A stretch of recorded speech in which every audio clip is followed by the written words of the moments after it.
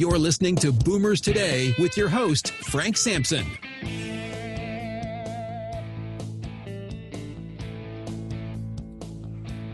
Well, welcome to Boomers Today.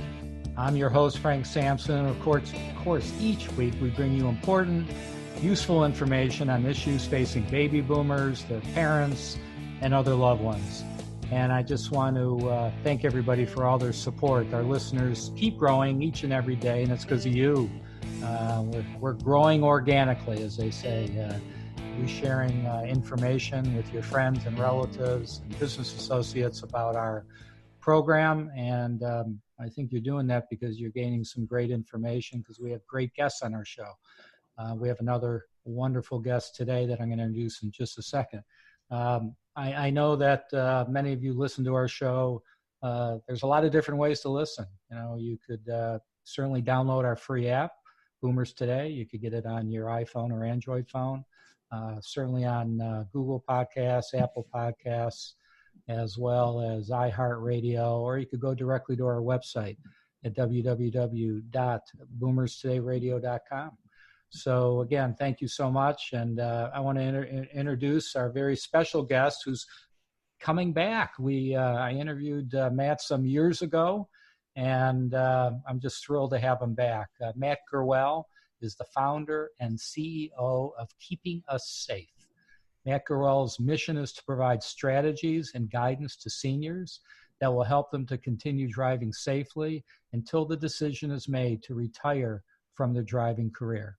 He also provides an excellent array of services and resources for both families and professionals as they deal with this very sensitive issue. Matt currently lectures throughout the United States on topics related to the aging process and its adverse effects on driving skills. Matt, it's just a pleasure to have you back on Boomers Today. Thank you, Frank. I'm honored to be here. Yeah, this is such an important subject matter, you know, and I know that a lot of families have to, you know, deal with it. You know, I like your term better, retiring, you know, maybe from their driving versus taking the keys away, as maybe some refer to it. So we'll talk more about that. But you know, I know your history, and but I think it's a great story. So why don't you share with everybody kind of the history of what went into you starting up your company? Thank you, Frank, and thank you again for having me today. My history is I'm a retired Ohio State Trooper, and I saw through my career as a state trooper that, this wasn't rocket science, but even I saw that there is a problem with how we address the issue of older drivers with diminished driving skills. So I'm not talking about all older drivers in general. I'm just talking about those that maybe because of cognitive or physical reasons shouldn't be driving any longer. I know as a state trooper, when we came across an older driver that shouldn't be driving, we did our best to get them home safely that day. But the reality of it is they were probably out driving again the very next day. So I wanted to, when I retired from the Highway Patrol, I wanted to develop a program that would help families make the right decisions about mom or dad's driving, to keep the issue from growing into expanding into other arenas, like having to rely on the Bureau of Motor Vehicles, for example, to address the issue with mom, or having to rely on the doctor, or in some cases, police interceding, or courts. So I try to keep this at the family level so it could be handled and settled in a very friendly manner, in a very compassionate manner. Again, hoping not to let it escalate into anything else, especially escalate into a driving tragedy. Right. So I founded Keeping Us Safe, and we do exactly that. That was 10 years ago, and still to this day, Frank, we do nothing but work with older drivers and their concerned families. Yeah, so I think it's fantastic what you do, and we'll learn a little bit more about the program itself. But just kind of going back, was it just kind of accumulation of things you saw in your career, or was it unfortunately maybe a particular tragedy that you saw that kind of triggered doing this? It wasn't necessarily one particular tragedy, Frank, but as a state trooper, I've had to deliver dozens of death notifications. Yeah. And you know what that means, knocking on someone's door at 2 o'clock in the afternoon or 2 o'clock in the morning and explaining basically to whoever answers the door that your loved one was just killed in a car accident. And I always thought, Frank, as I call it the long journey back to my patrol car, as I walked out of the home, maybe hour later, having explained what happened, I always call it that long journey back to my patrol car. And I thought to myself, someday I would like to be in a position that's more proactive in keeping these accidents from happening in the first place. Yeah. So it was just a culmination of doing those death notifications, thinking every single time that this tragedy could have been avoided somehow. Right. That's great. So I think I saw this on your website. I took a gander at your website, and you were quoted on there saying our self-assessment program for older drivers provides families with the missing link between their desire to bring this issue to a peaceful resolution and their ability to actually do so. I think it was a great quote. So with that, tell us more about the program itself. What could families expect if they said, yeah, I need to do this with my dad or my mom? Right, I'd love to talk about it. It's a 3-hour session, Frank, where myself or one of our representatives, and we have those across the United States now, sits down with the older driver at his kitchen table, I like to say, the one place in the world he's most comfortable. And then together we work through this program. I like to make this very clear to everyone. We are not driving assessors. All this program is meant to do is to provide the older driver and the family with an additional tool that they can use to then make the right decision about mom or dad's driving future. And that's one of the reasons we refer to this as a self-assessment. You mentioned that just a moment ago. Again, we are not driving assessors. We facilitate the older driver working through a whole basket of tools, so to speak. We do a very lengthy learning conversation, which is akin to an interview. Where we ask a million different questions. We do several different tabletop, pen and paper, cognitively related exercises. And then, assuming it's safe to do so, we go out and actually go for an on-road driving exercise with the older driver. And then at the end of the session, or nearing the end of the session, we help the older driver again make the right decision about his or her driving future. So we do that. We invite the family then to come back. We like for it to be just myself and the older driver at home during the bulk of the session. But the last half hour, we invite any concerned family to come back, and we all sit and talk at the kitchen table very openly. Myself, the older driver, and typically one or two adult children. And I share with them exactly what we did during the session and exactly what the recommendations are about the individual's driving future. And again, Frank, the whole idea is to keep this at the family level and to keep it escalating into one of those other disciplines that we talked about a moment ago.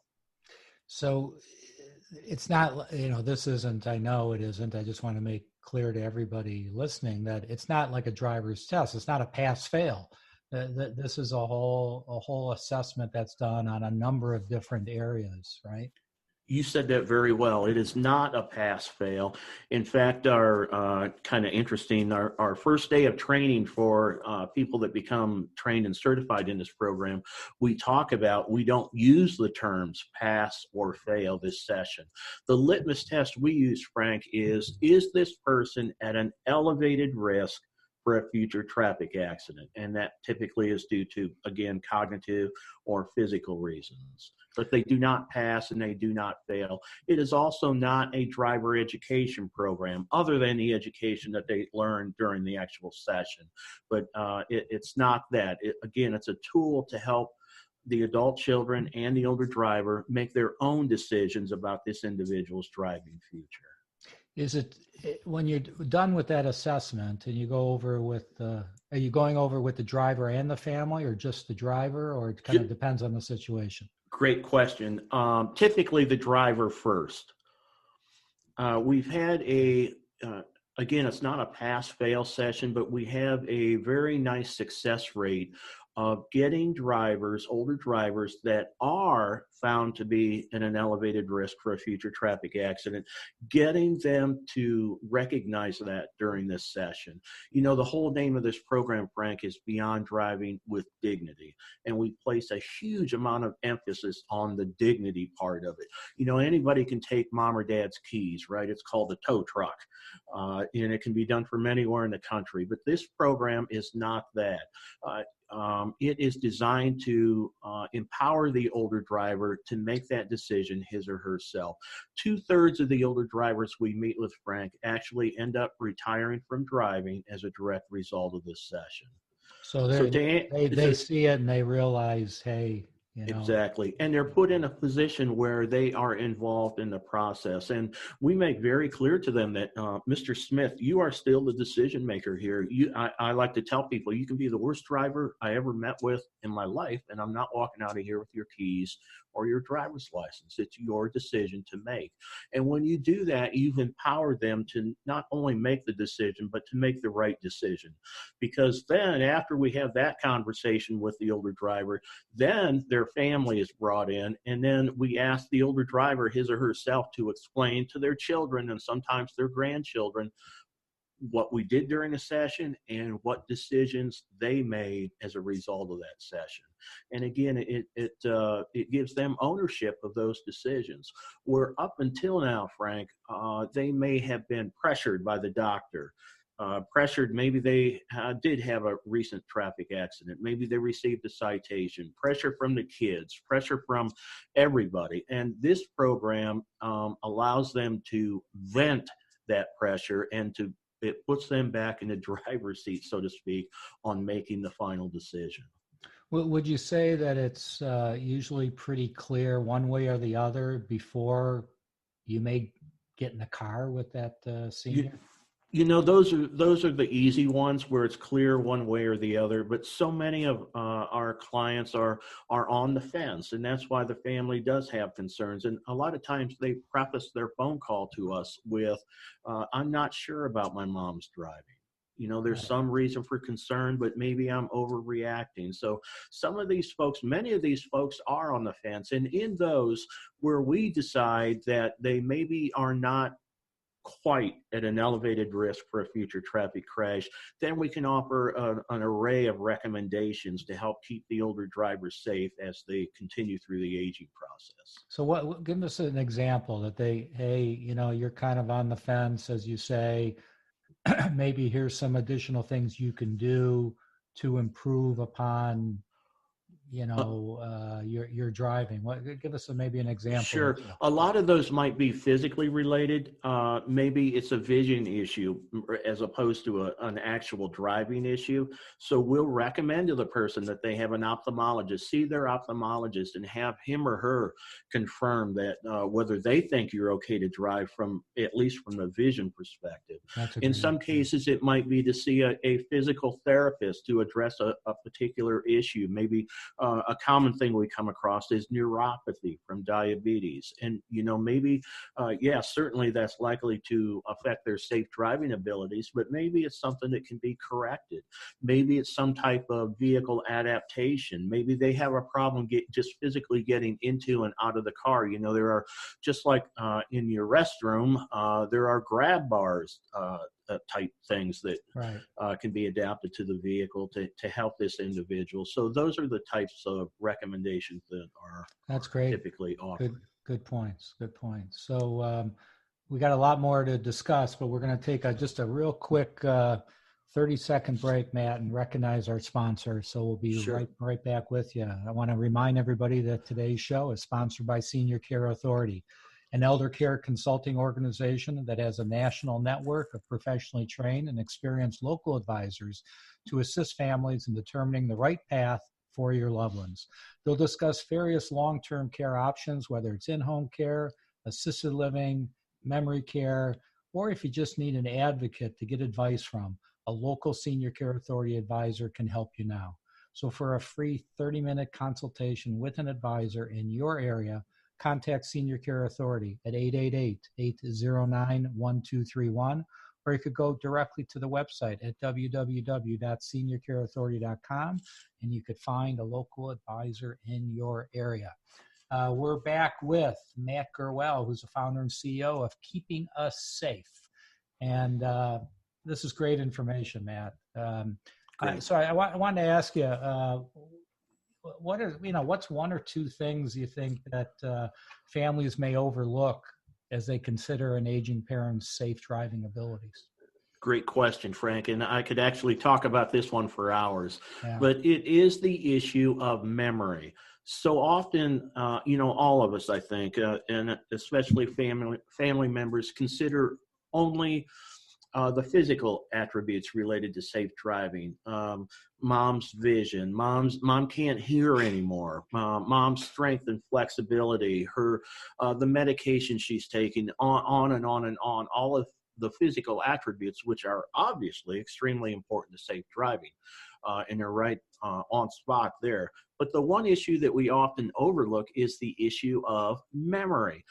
I've had many older drivers and sometimes their families say, well, okay, I understand my mom's memory is bad, but how is that a safety issue? I can understand it being a convenience issue. You know, she's going to miss her doctor's appointment because she got lost. She's going to have to buy more gas. She's going to be wasting her time because she's lost and looking around for where she wants to go. But how is it a safety issue? The headline in the Washington Post almost 10 years ago read, elderly couple found frozen to death after getting lost on drive. So long story short, we need to get into the story, but that became their demise, was the decline in their memory. It wasn't their physical driving attributes. They may have had all of those, their vision, their hearing, their strength and flexibility, reaction time might have been in perfect order, but their memory led to their demise. Again, they were found frozen to death in a farm field. In St. Louis recently, Frank, there was a elderly gentleman. In fact, he was a Tuskegee Airman. He was 93 years old at the time, was driving to his daughter's house on a Sunday morning and got lost. He saw a fella standing on the sidewalk, so he stopped, pulled over, said, hey, can you help me? I'm lost, I'm scared. And this guy got in the car and robbed the Tuskegee Airman, this 93-year-old gentleman. So he's robbed now. He takes off. He's twice as scared as he was just a minute ago. And he sees some other people standing on a different sidewalk, a different corner, and he stopped, and they carjacked him, Frank. Oh, and you can see this, fortunately, the badness of the story ended there. But you can see that could have been way more tragic even than what it was. And, and if you back it up, it's all because he got lost. So memory can affect your physical driving abilities in all sorts of different ways, and I don't think we have time to talk about those now. But it can also lend you to becoming a victim of crime. You can imagine a mother or a grandmother or a relative of yours being lost and driving sometimes into a different state, or sometimes states plural, driving halfway across the country, lost, trying to find their way out of wherever they're going. And it's 3 a.m. now, and they pull into a gas station in some bad part of St. Louis or some bad part of where I'm at, Cleveland, Ohio. At 3 a.m., getting out with their walker, walking up to the bulletproof glass window and asking for directions to Elm Street in Boise, Idaho. You know, they might just as well have a sign on their back that says "rob me," or, like I said, in some cases, even worse. Right. So they just should not be alone, is the fact. Sure, absolutely. In that situation. So I like to stay on this subject because, as you know, I'm in the business of we care for people and we work quite closely with families who have a loved one with some form of dementia, like Alzheimer's and other forms of dementia.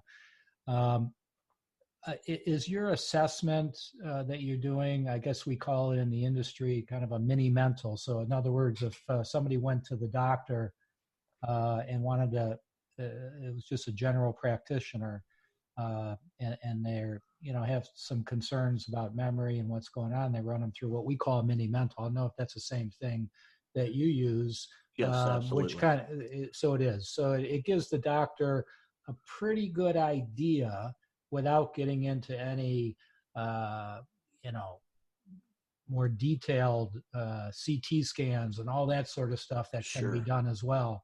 But that's kind of what you're doing as Yeah, well. absolutely. And there are other tools as well that we use. Like I said, I think we've got 8 different exercises that we use in this 3-hour session. And there are some that are the mini mental, as you described, is a great cognitive type tool, but there are some exercises that we do that are more geared toward driving. The MMSE is just an overview of a person's cognitive abilities and particularly their memory. But we also use exercises, Frank, called the clock drawing test, and there's been shown to be a very positive correlation between a person's performance on the clock drawing test and their safe driving abilities. And then another one we use that does the same thing. Again, it's geared toward older drivers specifically, but it's called the Snellgrove Maze Test. Named after Dr. Carol Snellgrove from Australia.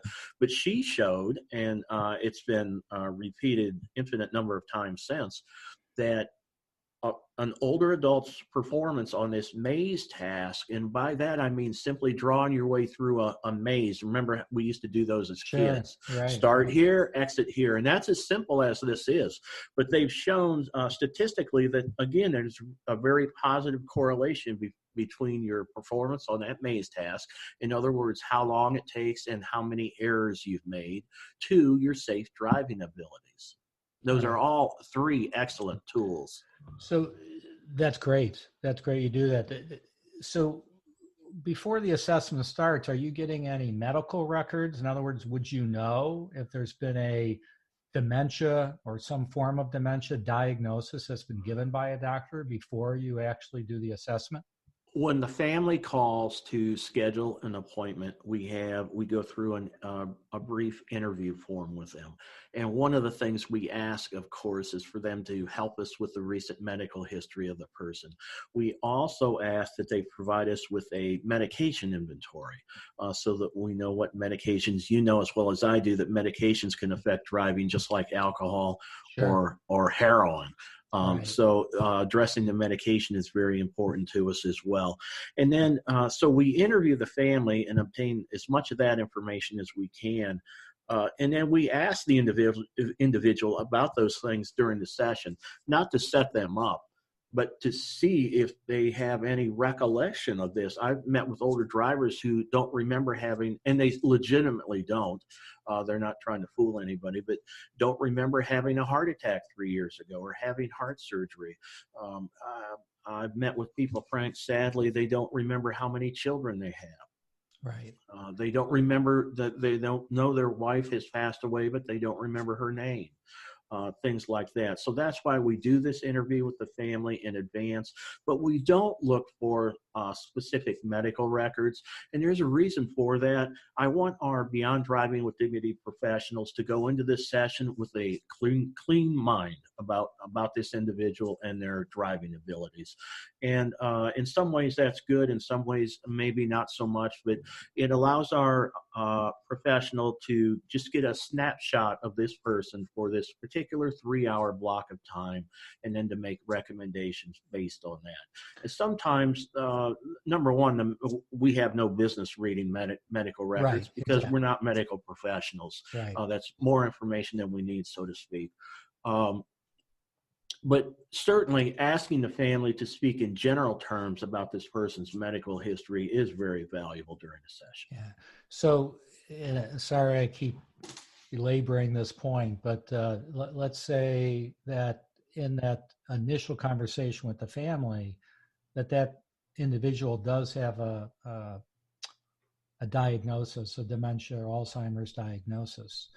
Would you then say, we're not going to do an assessment, or is it possible that you still do the assessment?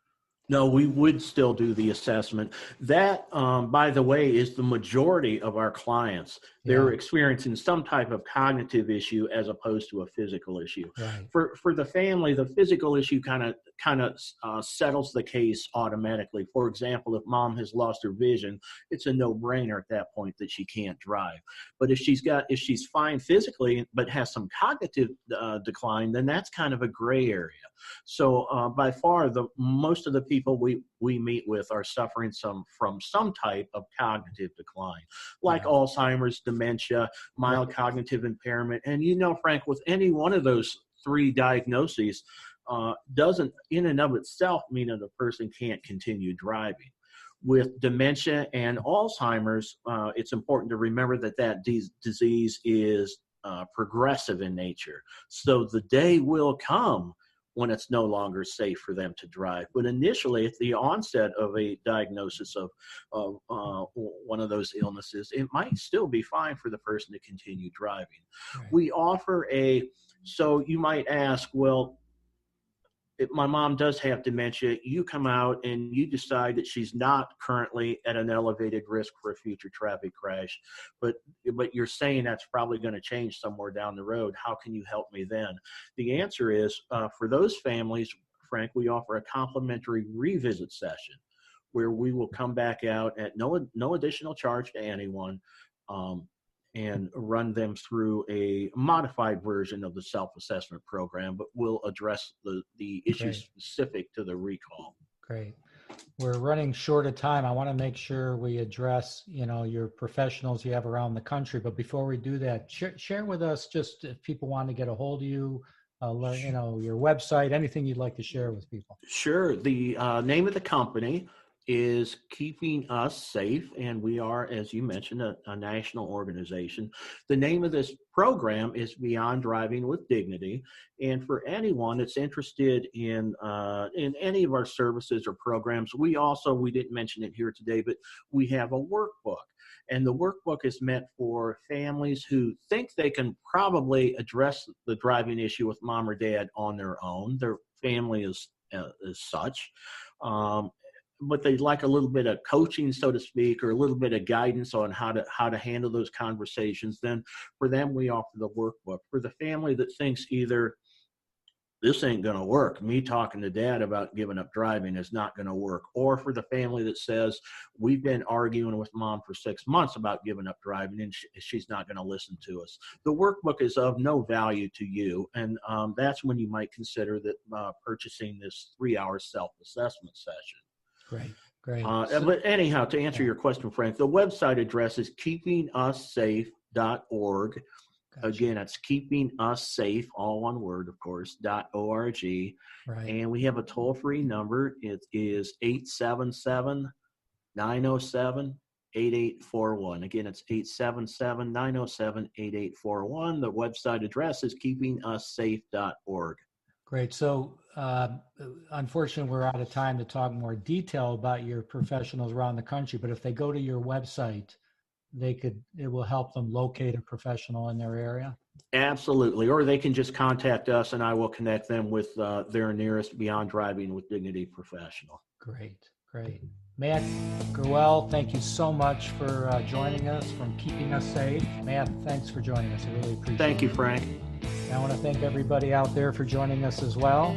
Please be safe. And we'll talk to everybody next week. You've been listening to Boomers Today with Frank Sampson. To learn more about today's show, visit boomerstodayradio.com and join us next time for another edition of Boomers Today.